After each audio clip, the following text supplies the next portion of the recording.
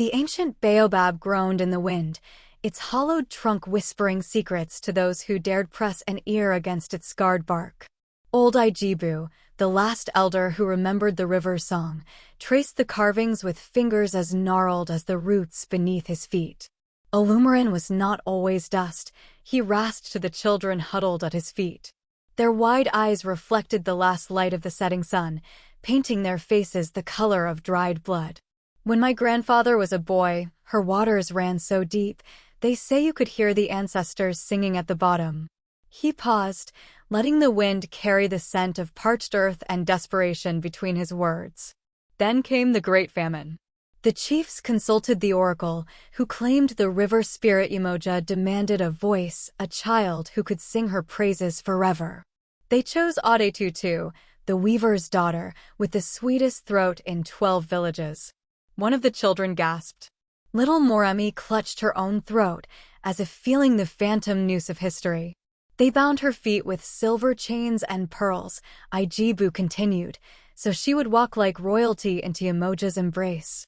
But when the waters closed over her head, the river screamed. By morning, Illumarin had shrunk to a thread, then vanished entirely. The chains washed up weeks later, rusted black as sin. Behind them, the baobab's hollow mouth seemed to exhale. The children, startled as a single cracked pot, left from the last failed rain ceremony, rolled across the riverbed without wind to push it. Now the rains fail again, Ijibu whispered. And last night, in dreams, Umoja came to me.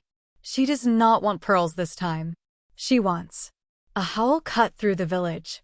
Not a dog, not a hyena, but something that mimicked both poorly. The children fled, leaving Ijibu alone with the baobab and the terrible truth he couldn't voice aloud. The spirit didn't want a sacrifice. She wanted revenge. The cracked earth burned beneath Aden's knees as she traced another symbol into the dust. 3 wavy lines for water. A circle with a dot for the sun. A stick figure with arms outstretched, her mother.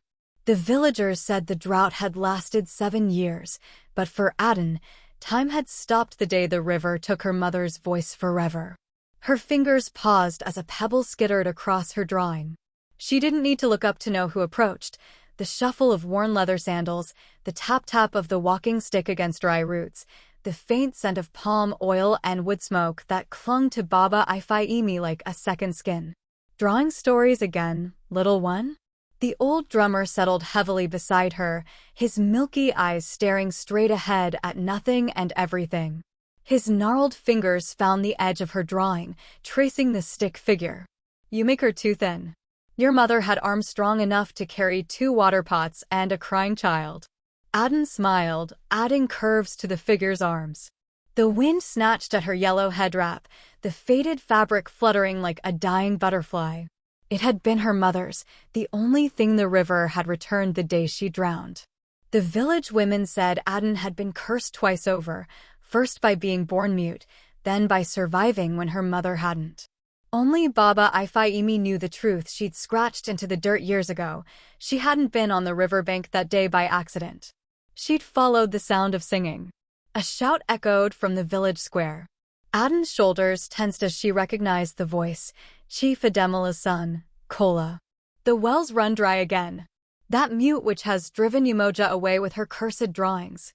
Baba Ifeimi's hand found her wrist. Pay the fool no mind. The river speaks to those who listen, even if dash. A gust of wind sent dust devils swirling across Aden's drawings, erasing her mother's face grain by grain. The old man fell silent as the air grew heavy, thick with the scent of wet clay and something older, something that made the hair on Aden's arms stand upright. That night, curled on her mat in the abandoned fisherman's hut she called home, Aden dreamed of water.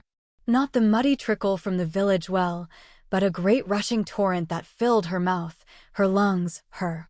Aden. The voice came from everywhere and nowhere, vibrating in her bones rather than her ears.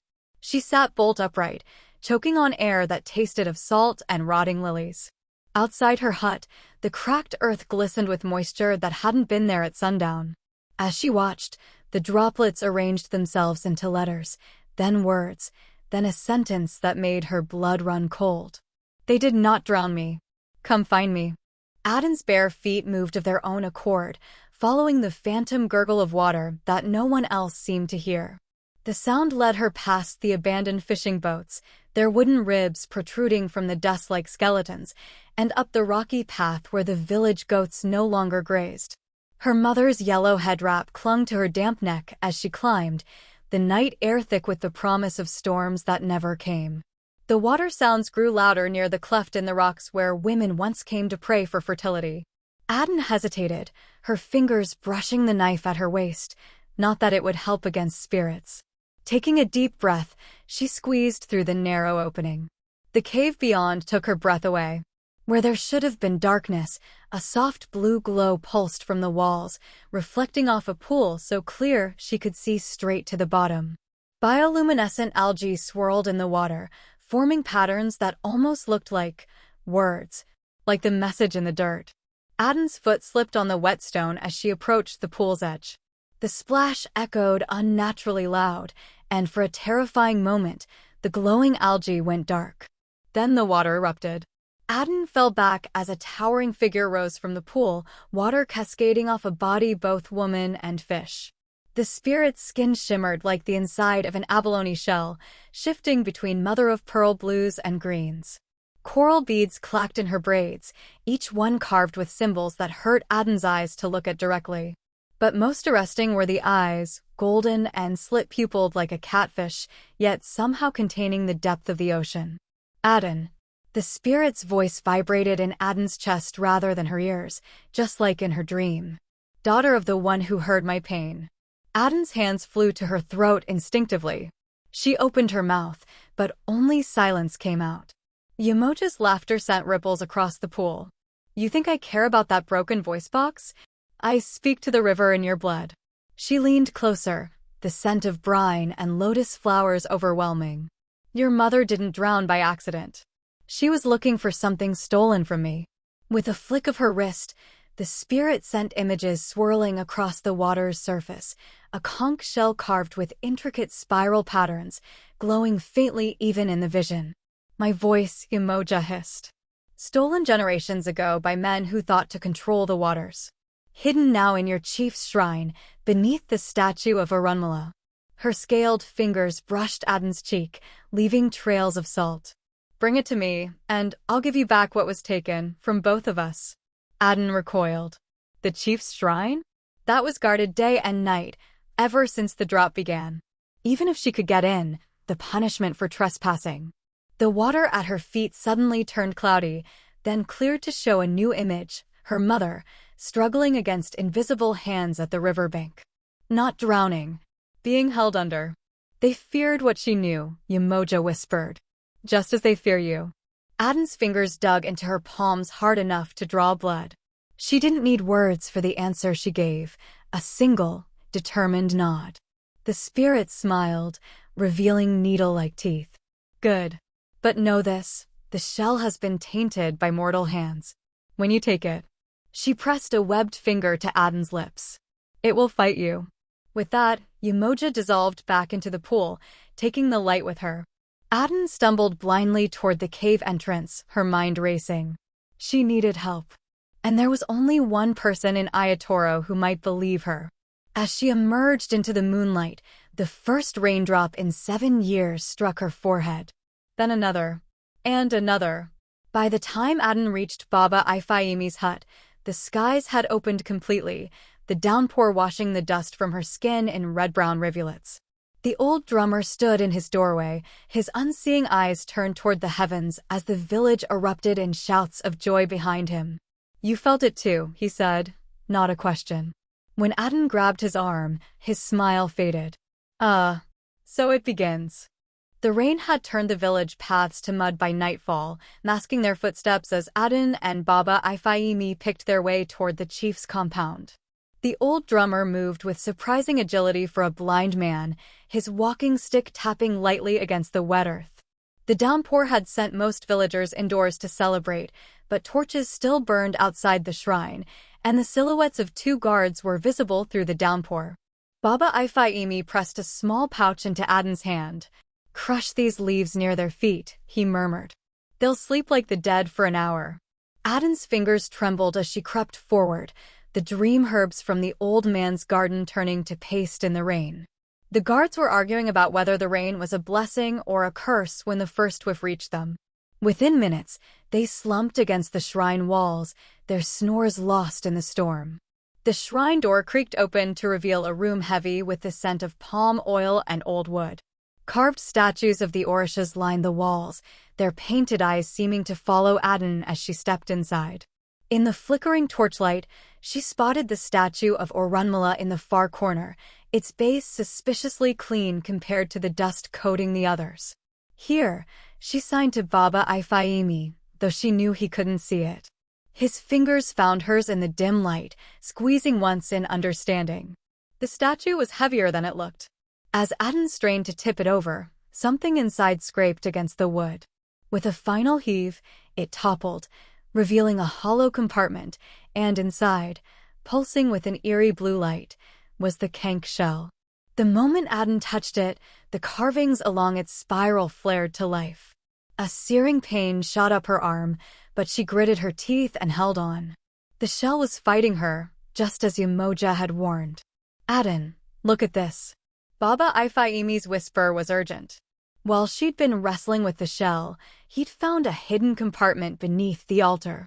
Now he unrolled a scroll, his fingers tracing raised markings only he could feel. "These are plans." The chief built underground cisterns to hoard rainwater while the village suffered. The revelation hit Aden like a physical blow. Suddenly, she was 7 years old again, hiding in the reeds as her mother argued with Chief Ademila by the riverbank. "You diverted the tributary," her mother had accused, pointing to freshly turned earth where the water should flow. "The village wells are dry while your private gardens flourish." The chief's face had darkened. "You speak dangerous lies, woman." That night, her mother had gone to the river alone. And never returned. A floorboard creaked behind them. Aden whirled to see the hulking silhouette of Kola, the chief's son, filling the doorway. His eyes went from the open compartment to the glowing conch in Aden's hands. "Thieves," he bellowed, lunging forward. "Witches." Aden barely had time to shove the scroll into her wrapper before Baba Ifeimi grabbed her arm. "Run, child." They burst into the stormy night, Kola's shouts bringing more guards. The conch burned against Aden's skin as they fled toward the forest, its light pulsing through the fabric of her dress like a beacon. Arrows whistled past them, one grazing Aden's shoulder as they reached the tree line. Baba Ifeimi pulled her down a deer trail only he seemed to know. "The old baobab," he panted. "Its roots form a cave where we can hide." Behind them, the chief's horn sounded, the call for all able-bodied men to join the hunt.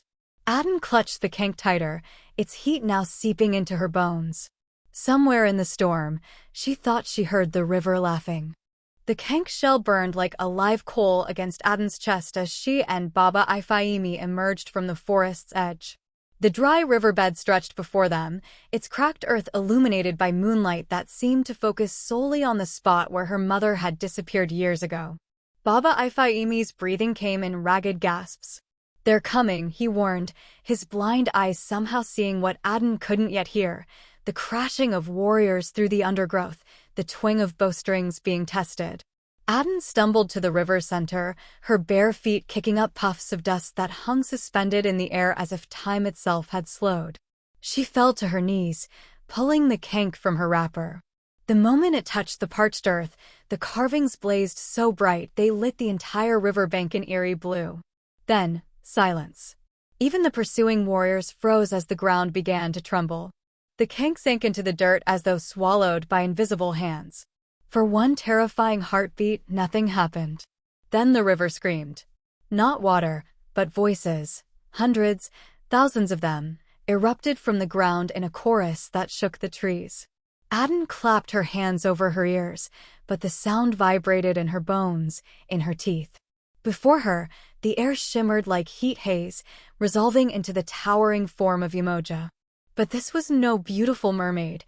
This was the river in her wrath. The spirit's hair floated in an unseen current, her coral beads now sharpened into teeth. When she spoke, the words came not from her mouth but from the earth itself. You have brought back my voice. Now I will use it. Behind them, Chief Ademala and his warriors fell to their knees, their weapons forgotten. Great Imoja, the chief stammered, we have always honored. Liar. The spirit's shriek sent cracks racing through the riverbed. You diverted my waters. Buried my children in concrete. Stole what was never yours to take. Aden tried to stand, but the ground buckled beneath her. The scroll she'd stolen from the shrine fell from her wrapper, unfurling to reveal the damn schematics. Yamoja's gaze fell upon them, and her fury doubled. Let the river drink what it is owed. The chief scrambled backward as the earth beneath him turned to liquid. No, please. I only. Aden's throat burned. Something was rising in her, something that had been trapped since childhood. She opened her mouth, and for the first time in 19 years, sound came out. It began as a whimper, then grew into a scream that matched the river's own. The moment her voice joined Imoja's, the ground erupted. A wall of blue water taller than the baobab tree exploded from the riverbed, curling like a fist around the distant dam. The last thing Aden saw before the wave hit was Chief Ademala's gold-trimmed robe, dissolving like sugar in tea, his mouth frozen in a silent scream of his own. Then the world went blue. Water roared in Aden's ears, tossing her like a leaf in a storm. Just when her lungs were about to burst, something wrapped around her waist, Yamoja's tail, pulling her to the surface. They broke through into sudden calm. The floodwaters were receding as quickly as they'd come, leaving the village untouched, but the dam utterly destroyed. Of the chief and his son, there was no sign. Yamoja's face had softened back into something resembling human. She pressed a webbed hand to Aden's throat. I promised you a voice, daughter of the river. Aden tried to speak, but only a croak came out. The spirit smiled. It will grow stronger with time, like the currents after rain. Baba Ifeimi's shout drew Aden's attention to the riverbank. The old drummer stood knee-deep in the newly returned waters, laughing as villagers emerged from their homes to stare in wonder at the flowing river. Yamoja followed Aden's gaze. The rains will return now that balance is restored. But remember, her form began to fade into the current. Rivers have long memories. So must those who speak for them. As the last of the spirit dissolved, Aden felt something heavy in her hand. The conch shell, whole once more, its carvings dull but still visible. When she raised it to her ear, she didn't hear the ocean. She heard her mother singing. The morning sun danced on the rippling surface of the Lumaran as Aden knelt by the water's edge, her blue-dyed dress, the color of deep waters, kicking up tiny waves. The children of Ayatoro crowded around her, their fingers sticky with mango juice, their eyes wide as she placed the conch shell into the current. It floated for a heartbeat before sinking, and the river answered. Aden threw back her head and sang. Her voice, once locked in silence, now rose clear and strong, a melody woven from Yamoja's whispers and her mother's lullabies. The words weren't Yoruba, nor any human tongue, yet the villagers understood. The river was speaking through her, sharing secrets of where the fish ran thick, where the currents turned dangerous after rain. Little Moremi, the girl who'd once trembled at old Ijibu's stories, dipped her fingers in the water, giggling as minnows nibbled her skin. Behind her, the ancient baobab bore new carvings, a woman with a catfish tail, a conch shell, a girl singing with her hands outstretched. Baba Ifeimi sat in the shade, his drum humming against his knees. She's improved, he remarked to no one in particular. Though she still can't carry a tune like her mother. Aden laughed, the sound sparking a shower of droplets from the river's surface. The children shrieked with delight as the water arced over them like a blessing. In the reflection beneath the dancing drops, just for a moment, two faces shimmered, one with coral-beaded braids, one with a yellow head wrap and a smile Aden would know anywhere. Where they once saw a cursed girl, the river had always seen its daughter.